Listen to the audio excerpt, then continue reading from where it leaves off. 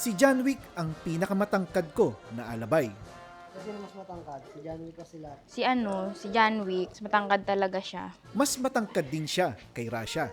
Kumbaga sa lahat ng alabay, si John Wick ang pinakamatangkad. Madami na ba kumain si John Wick ngayon? Oo, madami na. Legit, nauubos na niya yung isang kainan niya. Si John Wick ay namihikan sa pagkain. At ang malaking dahilan nito ay ang pagkakaroon nila ng blood parasite. Malaki din ang naitulong ng aking mga lady dog keepers sa pag-iengganyo na kumain si John Wick. Ginagawa namin lugaw yung pagkain niya.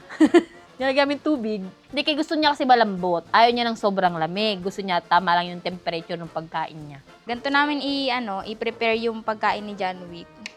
May kasama yung tubig. Kain siya ngayon ng 300 grams kasi yun yung tira niya kaninang umaga sa haluin. Sa ngayon ay mas mataba na si John Wick. Litaw pa din ang ribs pero hindi na gaya ng dati. Plus, ngayon, mas malakas na kumain ngayon si John Wick kasi nakaka 11.6 kilograms na siya. 22, saan ba yun? Kasi yung 31. Ay, ito, buisit. John Wick nga. Oh, John Wick nga. Please. 3, 4. 8,560 ang kinain niya nung nakaraang linggo. Yun lang po sa ngayon at maraming salamat sa panonood.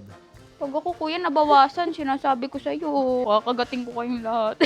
Saglit ang kuya, bibilahin ko to one. Pinaglalaroan niya yata, kuya.